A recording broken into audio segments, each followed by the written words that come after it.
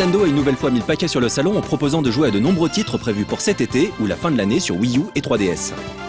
Parmi eux, Super Mario 3D World.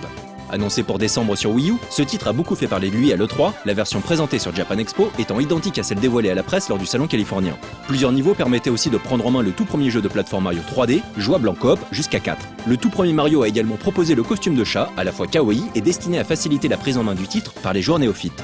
Comme vous avez pu le constater si vous avez pris le temps d'y jouer sur le stand Nintendo, ce costume permet de grimper au mur sur une certaine distance et de donner des coups de griffe. Le level design des niveaux comprenait ainsi des sections réservées aux joueurs équipés du costume, sachant qu'en plus de Toad et Luigi, il est désormais possible de jouer la princesse Peach. Alors évidemment, de nombreux fans étaient quelque peu déçus par les similitudes affichées entre ce Super Mario 3D World et le Super Mario 3D Land sorti sur 3DS.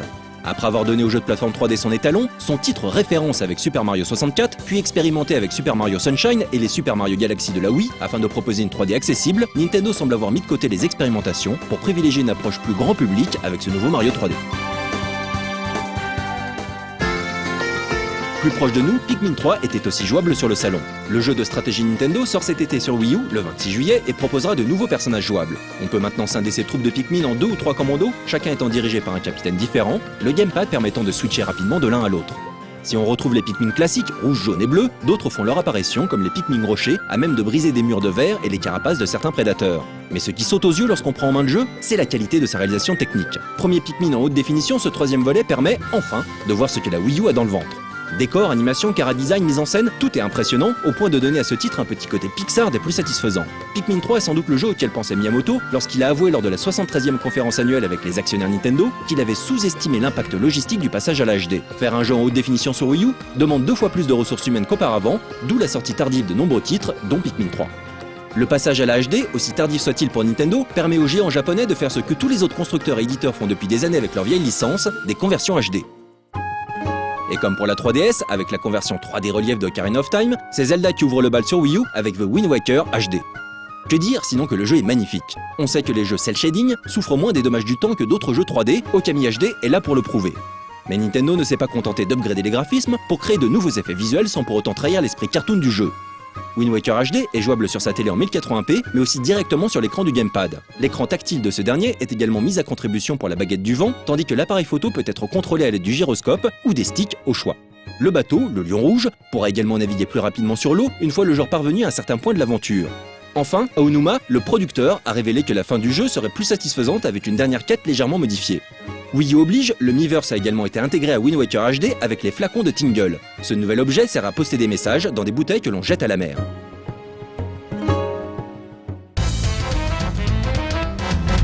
Autre nouveauté en provenance de l'E3, présentée sur le stand Nintendo de Japan Expo, la suite de Donkey Kong Country Returns. Nommée Tropical Freeze, celle-ci met en scène des animaux vikings tels que des pingouins, des ours blancs ou encore des morses. En provenance des mers du Nord, ces derniers envahissent l'île de Donkey qu'il ne pourra regagner qu'en fin de partie après avoir parcouru pas moins de 5 autres îles auparavant. Ce nouveau Donkey est le tout premier de la série en HD. Les capacités de la Wii U ont permis à Retro Studio de revoir le look des héros dont les poils sont désormais apparents. Retro a également tenu à proposer des niveaux plus dynamiques en termes de mise en scène, avec une caméra nettement plus mobile, accompagnant les mouvements de Donkey lors de ses pérégrinations en tonneau-canon. Outre Donkey et Diddy Kong, 2 nouveaux personnages jouables feront leur apparition, Dixie Kong et un autre encore tenu secret. Des zones secrètes seront accessibles avec un personnage spécifique et Tropical Freeze propose une nouvelle mécanique de jeu, le Pluck and Throw, qui permet d'arracher du sol des anneaux modifiant le level design d'un niveau ou de se saisir de certains ennemis pour les lancer dans le décor. Mis à part ces grosses nouveautés, Nintendo présente également d'autres titres sur Japan Expo, comme New Super Luigi U, The Legend of Zelda A Link Between Worlds, Sonic Lost World, The Wonderful 101 ou le prochain Wii Karaoke, sans oublier les nombreux concours liés à des titres tels que Luigi's Mansion 2 et Animal Crossing New Leaf. Ankama comme Nintendo affiche depuis longtemps une présence importante sur Japan Expo avec plusieurs stands énormes consacrés aux BD d'Ankama Edition ainsi qu'aux jeux Wakfu et Dofus. Mais avant de s'intéresser à ces derniers, nous allons parler du jeu smartphone et tablette Call of Cookie, basé sur des personnages de la BD Frix Squill de Florent Maudou. Frix Squill, c'est l'histoire d'une école de super-héros et on suit l'histoire de trois losers dans cette école de super-héros et on se rend compte petit à petit que c'est pas vraiment une école de super-héros, que c'est plus une école de super méchants, quoi. Ça raconte l'histoire de 3 personnes qui voudraient devenir des héros et qui se rendent compte que le système n'est pas fait pour faire que des héros partout, qu'il faut bien des méchants pour que les héros soient mis en valeur. Et donc ils voudraient pas non plus être ces gens-là, quoi. Florent est à l'origine du projet Call of Cookie, avec un producteur ayant toute sa confiance, qui mit le doigt sur un élément de sa BD pouvant potentiellement servir de point de départ à un jeu vidéo. dans ma bande dessinée, dans le tome 2, il y avait cette guerre de petits bonshommes de pain d'épices qui prenaient vie. Et l'idée c'était de rebondir là-dessus et de proposer quelque chose de fun et de visuel à des joueurs sur un système assez simple finalement. Parce que moi, alors, si tu me laisses imaginer des systèmes de jeux vidéo, je vais comme tous les mecs qui ont toujours rêvé de ça, je vais t'imaginer un GTA++, truc de la mort avec exploration, super jeu de rôle de l'infini avec personnages infiniment puissants. Mais le but c'est de trouver les éléments qui étaient importants, les éléments de ma bande dessinée, les éléments que lui trouvait marrants. On a fait quelque chose ensemble, on a proposé ça à une boîte, on a proposé ça à Ankama en tant qu'éditeur de venir se joindre à l'aventure. Et voilà comment ça s'est goupillé quoi. Si Call of Cookie est édité par Ankama, c'est le petit studio parisien de Valais, spécialisé dans les jeux mobiles, qui le développe. Alors le jeu c'est un jeu de stratégie parce que j'adore ça. Perso je joue à Starcraft 2, mais l'idée voilà, c'est de proposer un jeu qui soit à la fois simple d'accès et avec une réelle profondeur stratégique en termes de placement de personnages et de choix d'unités.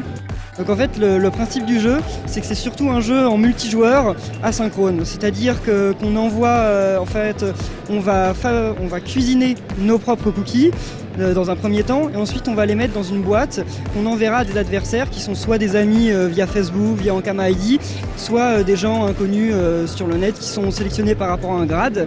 Et ensuite, quand ils reçoivent la boîte, c'est à eux de trouver la meilleure solution pour battre la boîte, parce que les soldats se battent tout seuls en fait, mais chaque unité est plus ou moins forte par rapport à une autre unité. Et une fois qu'il a trouvé la solution, la boîte est renvoyée à l'autre joueur qui doit, et ainsi de suite, se combattre pour la victoire. Thomas, que l'on vient de voir, est un jeune game designer issu d'Isard Digital, travaillant depuis 2 ans pour le studio de Valais. Durant toute la durée du projet, ça a été des échanges constants entre la boîte et Florent Maudou. En fait, Florent Maudou est venu avec un game concept, donc un premier jet du jeu. Il nous l'a présenté. Florian Masserel, le directeur créatif de la boîte, l'a retouché pour qu'il soit plus en accord avec ce qui se fait dans le jeu vidéo actuellement. Et donc au final, on a démarré le projet après avoir signé avec Ankama. Et tout s'est fait entre des échanges avec Florent Maudou et de Valais, surtout pour ce qui était du graphisme, parce qu'il y a pas mal des graphiques qui ont été faits par Florent Maudou. Plutôt amusant et visuellement très attractif, Call of Cookie sera un free-to-play, un jeu téléchargeable gratuitement donc, incluant un système de monétisation qui permettra aux joueurs de progresser plus rapidement s'ils le souhaitent. Mais évidemment, ce sont les jeux Wakfu et Dofus qui prenaient le plus de place sur les stands Ankama, et c'est Escarina, community manager sur Wakfu, qui va nous exposer les activités et les nouveautés présentées sur cette édition 2013 de Japan Expo. Et donc ce que je fais aujourd'hui, en fait je suis présente sur le stand déjà pour rencontrer les joueurs, pour répondre à leurs questions, mais surtout pour les accompagner sur nos différentes animations. Donc ici on a un boss exclusif, c'est la première fois qu'on le présente, ils doivent le battre par équipe de 3 ou 4 joueurs et s'ils réussissent, ils gagnent un titre exclusif en jeu. Donc c'est Ombre, on a une thématique justicier contre super vilain cette année. Donc c'est un des super vilains en jeu, voilà, il faut suivre l'histoire de Wakfu pour comprendre, je vous invite tous à le faire. Et juste derrière, on a un stand en accès libre avec des PC en démonstration où on a le jeu qui est installé. Donc c'est tout là-bas de l'autre côté où les gens peuvent se connecter avec leur compte ou créer un compte avec nous. On est là aussi pour les accompagner dans cette démarche et découvrir Wakfu. En plus de ça, on a 2 animations sur scène parce qu'on a aussi une petite scène juste derrière. Donc tous les jours à 11h, on présente les Havremonde. Les Havremonde, c'est une feature qui vient de sortir dans notre MMO il y a 1 semaine à peu près. En gros, c'est du housing très poussé. L'idée, c'est que les guildes s'achètent un petit monde à elles, qu'elles vont builder comme elles veulent, avec des maisons, des halls de guildes. Elles vont pouvoir combattre des monstres, mettre des donjons à disposition des joueurs. Enfin, c'est juste un truc de fou. Et on le présente donc tous les jours. Et en plus de ça, on fait un petit quiz à 16h pour faire gagner des cadeaux aux joueurs qui viennent répondre aux questions. Les premiers retours des fans, toujours essentiels pour les MMO, étaient visiblement positifs. Sur le boss, ce qui fait super plaisir, c'est qu'en général, les joueurs viennent une première fois, ils se font démonter, mais ils ont compris la technique et ils disent on va revenir. Donc ça, c'est plutôt positif. Et puis la première animation ce matin sur les Havremonde sur scène, c'est super bien passé. On a eu plein de questions, les joueurs sont venus, ils étaient vraiment intéressés. Donc c'était plutôt cool. Donc pour l'instant, voilà. Et puis le décor qui plaît beaucoup aussi, les gens nous posent des questions sur les petites maisons, la fumée qui sort d'un peu partout. Niveau décor, une explication s'impose. La voici. Alors en fait, la glace, c'est en lien à un patch qu'on a sorti il y a quelques semaines aussi qui s'appelle Free Ghost. Donc c'est une extension qui existait déjà sur Dofus, qu'on a sorti sur Wakfu il y a quelques semaines. C'est une île glacée en fait, donc c'est pour ça que c'est sur le thème de la glace et qu'on a des stalactites un petit peu partout. Et pour conclure ce sujet jeux vidéo spécial Japan Expo, nous avons souhaité en savoir un peu plus sur les Havre-Monde dont Escarina nous a brièvement parlé. C'est Jérôme qui va rentrer dans le détail de cette nouveauté dont il a supervisé l'intégration en commençant par nous expliquer ce qu'est exactement le housing. Le housing, normalement dans chaque MMO, c'est le côté avoir son petit chez-soi, avoir le côté décoration, etc. Sur Wakfu, on avait déjà ça avec les Havre-Sac. Avec les Havre-Monde, on était beaucoup, mais vraiment beaucoup plus loin. C'est du housing plus. Ok, mais encore. L'idée, c'est que Wakfu a un côté très bac à sable. On s'est dit, il faut aller carrément plus loin. Et le but du jeu, c'était de se dire, comment on peut aller plus loin pour les joueurs. Finalement, c'était de se dire, on va leur donner la possibilité de tout faire dans le jeu et de créer complètement un mini-univers. Et c'est ce qu'on a fait. On leur a donné finalement les Havre-Monde qui sont des mini-univers complètement vierges. Les joueurs vont pouvoir créer des bâtiments, y mettre des monstres, des cultures, des ressources, enfin tout. Petite subtilité ayant son importance, ces Havre-Monde ne seront pas accessibles à un joueur solo. C'est ça qui est intéressant, finalement, il faut avoir au moins une guilde pour pouvoir l'acheter. C'est un système d'enchères, donc accessible relativement à tout le monde. Il faut être niveau 3 dans une guilde, donc c'est très accessible. Et les Havre-Monde se situent en fait dans le monde. C'est pas quelque chose qui est complètement séparé de notre univers, loin de là. Même si ça appartient à une guilde, le but du jeu c'est que n'importe quel joueur de Wakfu puisse y rentrer et puis voir ce qui s'y passe, interagir aussi. C'est-à-dire qu'une guilde peut très bien mettre une famille de monstres de l'extérieur, et n'importe quel joueur va pouvoir entrer, combattre, dropper, etc.